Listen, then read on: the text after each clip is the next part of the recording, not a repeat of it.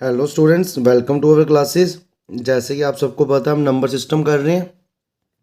ठीक है, number system में ऑलरेडी कुछ लेक्चर्स अपलोड हो चुके हैं। पहले आपको वो देखने पड़ेंगे, तभी आपको क्लियर कट समझ आएगा। तो बच्चों, आज के लेक्चर के बाद हम इनके एमसीक्यूज भी करेंगे।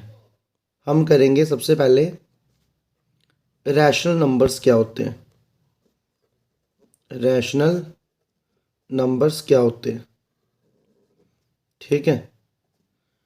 अब इसकी डेफिनेशन ऑलमोस्ट सबको पता है, तो उस डेफिनेशन को छोड़ के मैं इसमें कुछ ऐसे की पॉइंट्स बता रहा हूँ जिनमें लोगों को डाउट रहता है। ठीक है, तो रैशनल नंबर्स में दो कैटेगरीज आती हैं। एक होते हैं टर्मिनेटिंग नंबर्स, टर्मिनेटिंग नंबर्स, और एक होते हैं non terminating, non terminating but repeated. ये इकट्ठा ही है, नॉन टर्मिनेटिंग बट रिपीटेड। बच्चों, अब इसका मीनिंग क्या है टर्मिनेटिंग का? वो नंबर जो ख़त्म हो जाए, वो नंबर्स जो ख़त्म हो जाए। जैसे कि अगर आपने लिखा 3.01 तो टर्मिनेट हो गया, ख़त्म हो गया ना 1 के बाद। जैसे कि आपने लिखा 4.12 टर्मिनेट हो गया, ख़त्म हो गया। ठीक है, जैसे कि आपने लिखा 5 टर्मिनेटिंग है। ज़रूरी तो नहीं है पॉइंट में लिखेंगे, बिना पॉइंट के भी चलता है। अब क्यों चलता है वो मैं आपको अभी बताता हूँ। जैसे आपने पॉइंट हटाया तो आया 301/100, तो ये P/Q की फॉर्म में स्टूडेंट्स। आपने इधर पॉइंट हटाया तो आया 412/100। इसको थोड़ा सा आप और सॉल्व कर सकते हो। किससे? 2 से कैंसिल कर दो। जैसे आपने 2 से कैंसिल किया तो ये आपके पास आया 206 और नीचे आया 50। फिर आपने फिर 2 से कैंसिल किया तो ये आया 103/25। तो ये भी आप P/Q में लिख सकते हो, P/Q, और ये भी क्या है P/Q। क्योंकि इसकी एक्चुअल डेफिनेशन वो है कि वो नंबर जिनको आप P/Q की फॉर्म में लिख सको, जो डिनोमिनेटर में Q है वो ज़ीरो नहीं होना चाहिए, और जो P और Q है वो आगे सिंप्लीफाई नहीं होने चाहिए।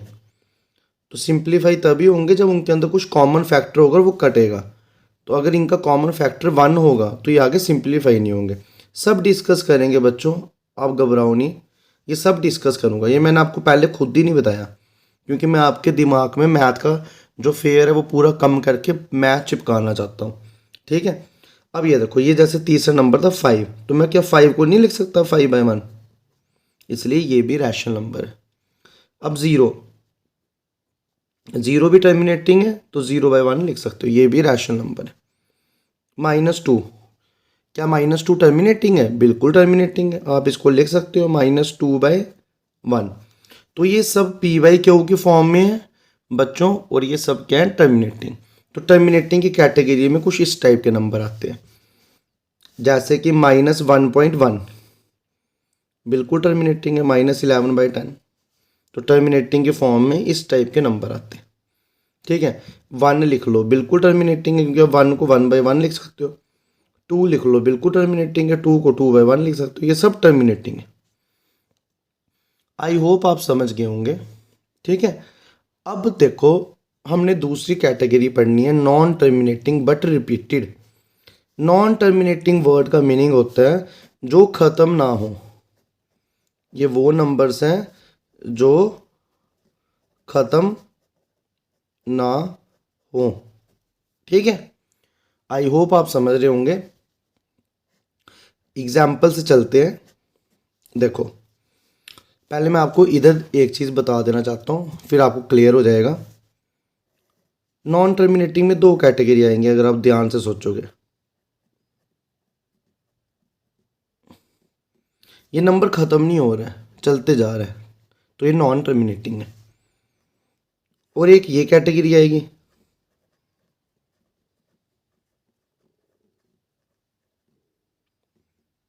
ये भी ख़त्म नहीं हो रहा है, ये भी चलते जा रहा है। दोनों में फ़र्क क्या है? ये नॉन टर्मिनेटिंग नंबर है और ये रिपीट होते जा रहा है, 12 12 12। तो ये non terminating but repeated number है। मैं इनकी बात कर रहा हूँ रैशनल नंबर्स में।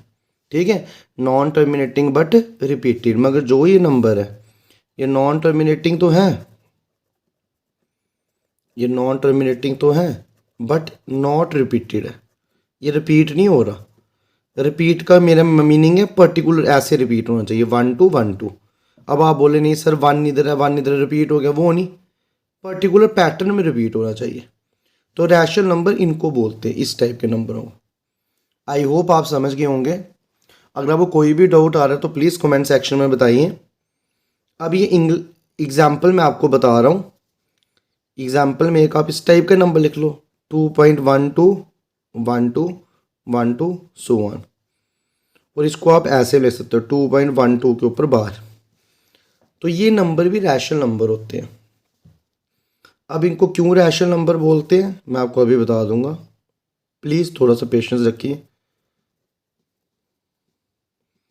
ये नंबर्स भी रैशनल नंबर है, ठीक है, क्योंकि ये रिपीट हो रहा है, टर्मिनेट हो रहा है, नॉन टर्मिनेटिंग है और रिपीट हो रहा है, ठीक है। फिर आप कोई और एग्जांपल ले लो, जैसे आपने ले लिया 5 1 पॉइंट या 5 2 पॉइंट, कुछ भी लिख लो, 414। तो इसको आप कैसे लिख सकते हो, 52.414 414 414। ख़त्म भी नहीं हो रहा है मगर रिपीट हो रहा है।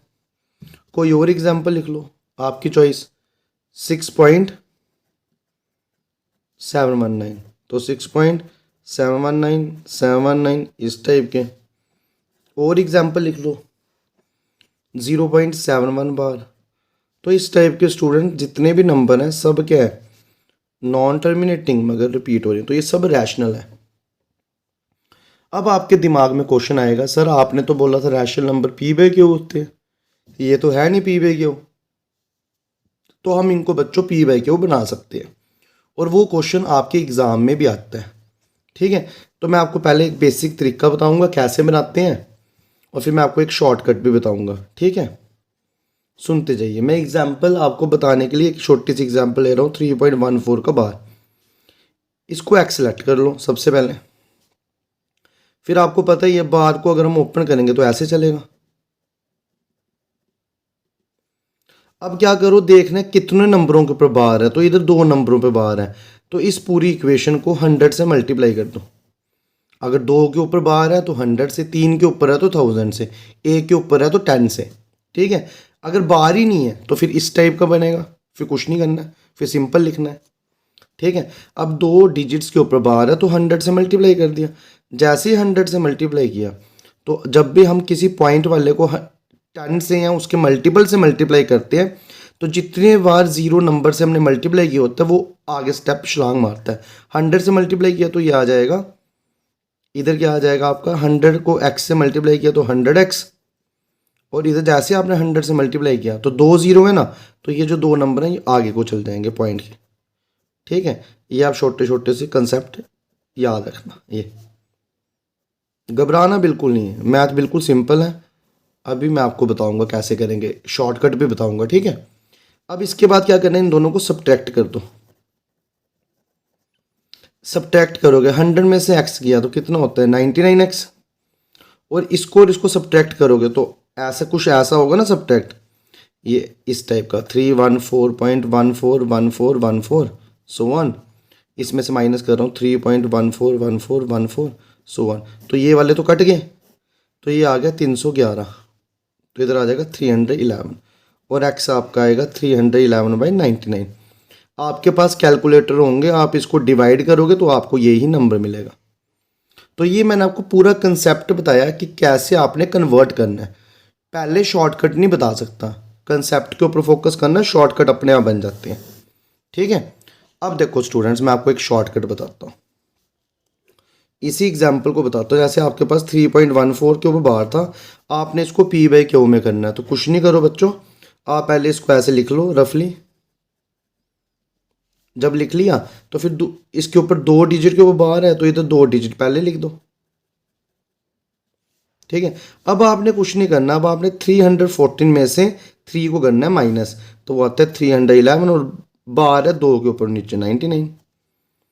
प्रोसेस वही है मगर जल्दी हो रहा है, ठीक है। मैं आपको एक एग्जांपल और बताता हूँ, अभी बता दूंगा आपको। जैसे अगर आपने ये वाला करना है 52 वाला, अगर आप में से किसी को समझ आ गया तो पॉज करो वीडियो को और कमेंट सेक्शन में लिख के बता दो। 52 को करना है तो बच्चों कितनों पे बाहर है, 3 पे, तो नीचे आएगा 999 और ऊपर ये जो 3 है इसको इस साइड पहुंचाना है तो वो क्या आ जाएगा आपका, इधर लिख देते हैं 52.414 के ऊपर बार है ना, तो 3 के ऊपर बार है तो नीचे आ जाएगा 999। अब इसको आप आगे ले जाओगे, जैसे आपने इन तीनों को आगे लिया तो वो क्या बना 52414, उसमें से इस 52 को माइनस कर देना। तो जैसे आप इसको माइनस करोगे तो बच्चों ये आएगा आपका 52362, तो ये इसका आंसर होगा। ऐसे इनको कन्वर्ट करते हैं पी वाई क्यू की फॉर्म में। ठीक है, मैं आपको और एग्जांपल समझाता हूँ ताकि आपको अच्छे से समझ आ जाए। ये देखो, जिनको समझ आ गया तो कोई बात नहीं, मैं इस लेक्चर को उस हिसाब से लेके चल रहा हूँ कि नॉन मैथमेटिक्स बैकग्राउंड के बच्चों को मैथ सिखाना है। ये आ गया। अब कितने पे है बाहर, 3 पे, तो नीचे आंसर आएगा 999। अब इन 3 को आगे ले जाना है तो आएगा 6719, उसमें से ये 6 क्या कर दो माइनस, तो आ जाएगा 6713। आप कर सकते हो, इसको डिवाइड करोगे तो ये आ जाएगा। ठीक है, एक और एग्जांपल बता देते हैं। 0.71 के ऊपर अगर बाहर हुआ, कितनों पे बाहर है, 2 पे, तो नीचे आएगा 9।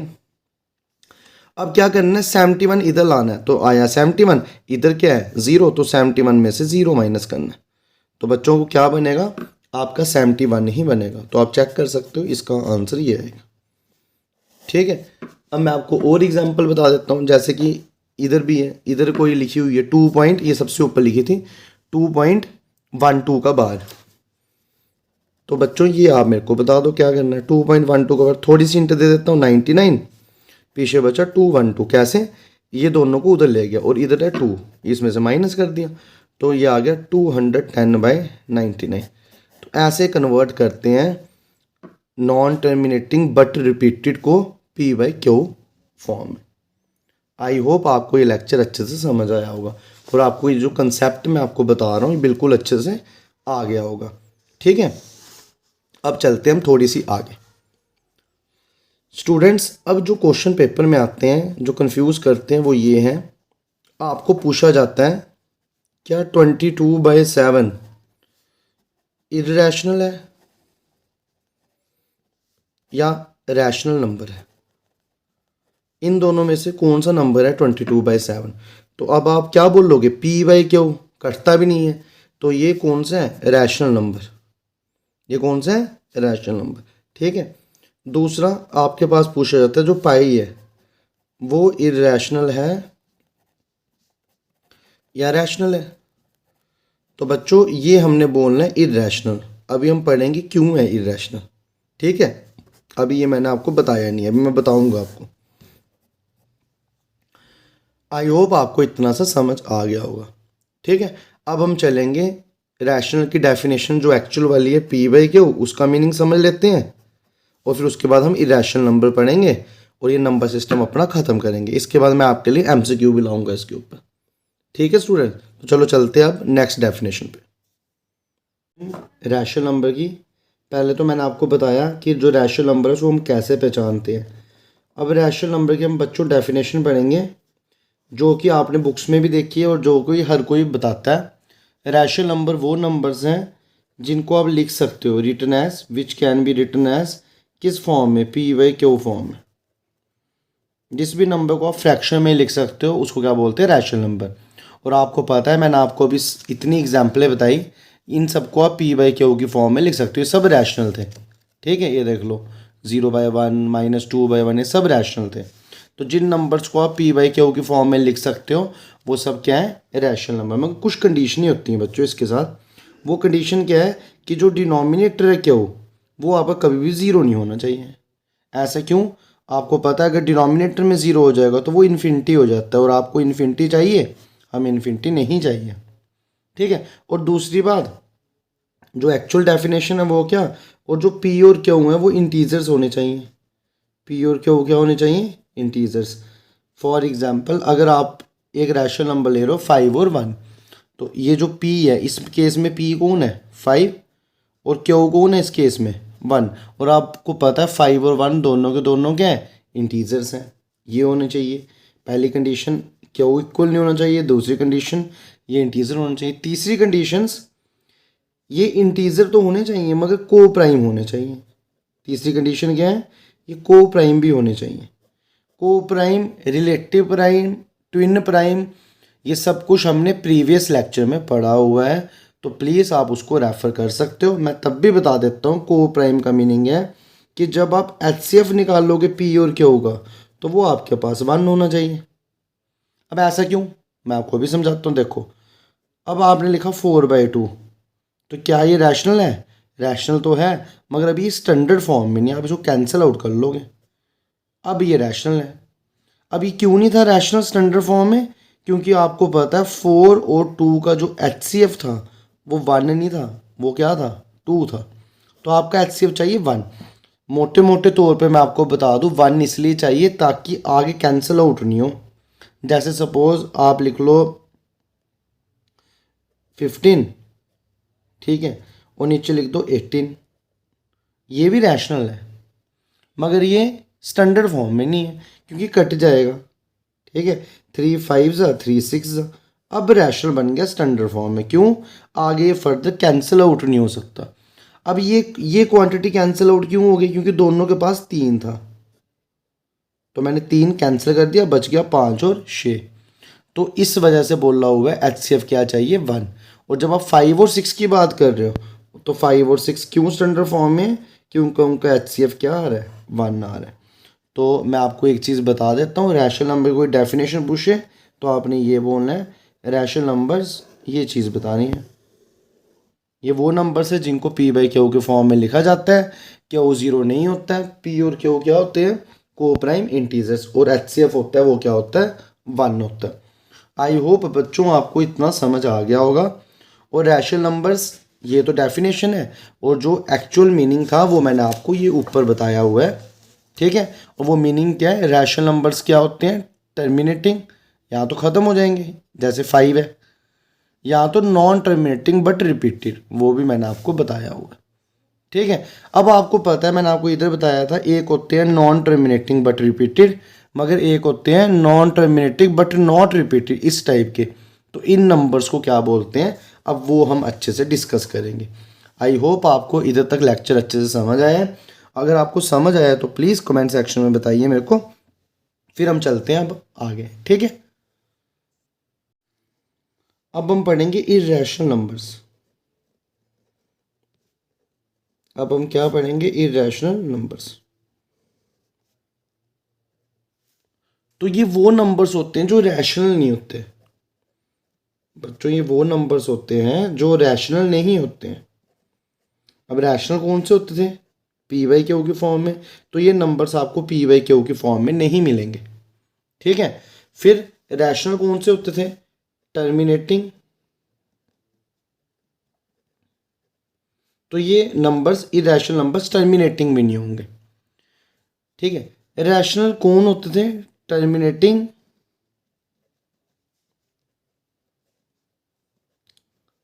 बट रिपीटिंग, तो ये नंबर्स ये भी नहीं होंगे। तो कौन सा केस बच गया स्टूडेंट्स, आपके पास केस बच गया नॉन टर्मिनेटिंग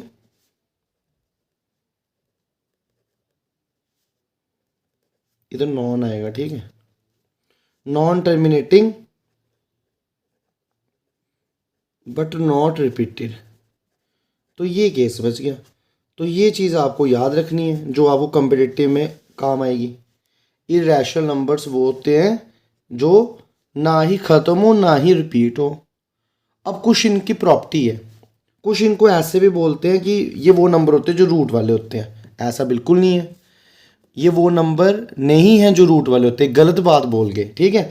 मैं आपको एग्जांपल बताता हूँ, अगर रूट के अंदर आप 16 ले लो तो क्या ये इरेशनल है? नहीं है, क्योंकि कट जाएगा। आप 16 को लिखते हो 4 का स्क्वायर, स्क्वायर और रूट कैंसिल, 4 और 4 तो टर्मिनेटिंग है, ये तो रैशनल है, ठीक है। तो आपने ऐसा नहीं बोलना है रूट के अंदर वाले, वो मैं आपको बताऊंगा क्या मीनिंग है। अभी आपने ऐसा बोलना है इरेशनल नंबर्स वो हैं जो रैशनल नहीं है, या तो नॉन टर्मिनेटिंग बट रिपीटेड। हाँ, इसकी प्रॉपर्टी है कि रूट के अंदर वाले को इरेशनल बोलेंगे, मगर वो शर्त है जो रूट के अंदर है वो प्राइम नंबर होना चाहिए। रूट के अंदर क्या होना चाहिए, प्राइम नंबर। देखो 16 तो कंपोजिट नंबर था ना, 16 क्या था, कंपोजिट नंबर, इसलिए सॉल्व हो गया। अगर मैं रूट के अंदर प्राइम नंबर डालूँ 5 तो ये सॉल्व होगा, ये सॉल्व नहीं होगा। तो इस टाइप के नंबर कौन से हैं, इररेशनल नंबर। आई होप आप कंसेप्ट समझ रहे होंगे, आहिस्ता आहिस्ता पकड़ रहे होंगे कंसेप्ट को। ठीक है, तो ये 2 पॉइंट्स आपको नोट करने हैं, याद रखने। अब दोनों का मीनिंग समझते हैं। ठीक है,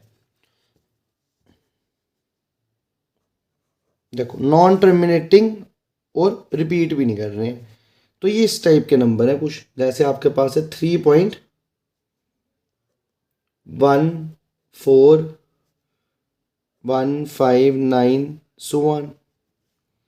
तो ये एक ऐसा नंबर है जो ख़त्म भी नहीं हो रहा है, टर्मिनेट भी नहीं हो रहा है, और ये रिपीट भी नहीं कर रहा है, अलग अलग डिजिट आ रहे हैं। तो ये कौन सा नंबर है, इररेशनल नंबर। Irrational number. क्या आप इसको पी बाई क्यू में एक्सप्रेस कर पाओगे, आप बोलोगे नहीं, आप इसको पी बाई क्यू में एक्सप्रेस नहीं कर पाओगे। दूसरी एग्जांपल ले लो आप कोई भी, 1.4145676810 सो ऑन।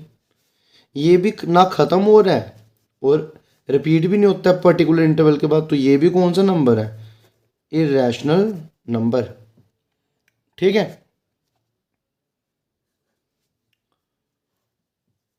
अब मैं आपको एक चीज़ बता दूं, जैसे आप √2 लिखते हो तो 2 प्राइम नंबर है, ये भी कौन सा है, इररेशनल, ये प्राइम होना चाहिए, ऊपर बताइए ना प्रॉपर्टी।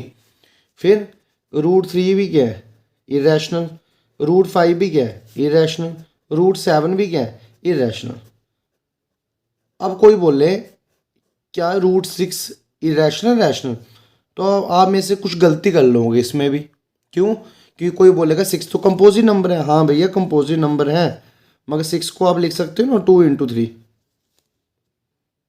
लिख सकते हैं। ठीक है, जब आप लिख सकते हो तो इसको आप ऐसे भी लिख सकते हो, √3 × √2 लिख सकते हैं ना, सेपरेट कर दिया रूट को। तो ये भी इरेशनल नंबर और ये भी इरेशनल नंबर। अगर दो आप इरेशनल को मल्टीप्लाई कर रहे हो तो वो भी क्या बनता है, इरेशनल नंबर। तो ये भी कौन सा नंबर है, इरेशनल। अब इसके अंदर वो कंडीशन यूज होगी, क्योंकि आप इसको पी बाई क्यू की फॉर्म में नहीं लिख सकते। कोई बोलेगा सर मैं लिख सकता हूँ, तो वो क्या करेगा, √6/1, मगर मैंने आपको बोला था पी क्या होना चाहिए, इंटीजर। क्या ये इंटीजर है, नहीं ये इंटीजर नहीं है, तो आप इसको पी बाई क्यू की फॉर्म में भी नहीं लिख सकते।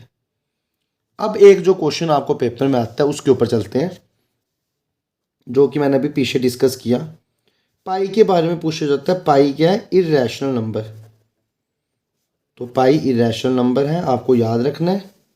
क्यों, क्योंकि पाई की वैल्यू क्या होती है वो मैं आपको बताता हूँ, ये मैंने ऊपर लिखी हुई है 3.14159 ऐसे चलती रहती है।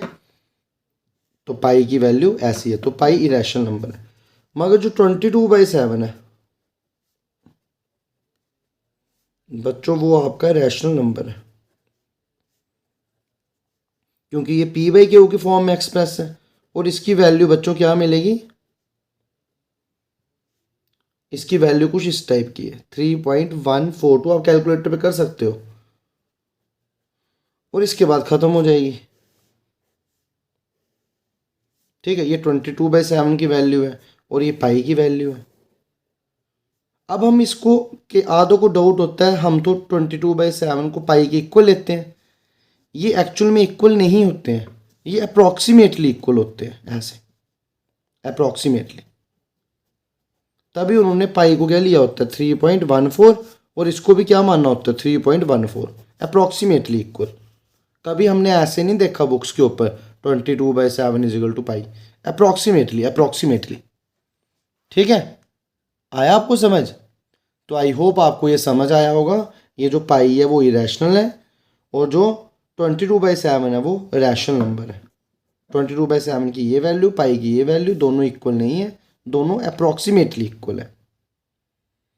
ठीक है बच्चों, तो आज के लेक्चर में हम इतना ही पढ़ेंगे, रैशनल नंबर्स, इरेशनल नंबर्स।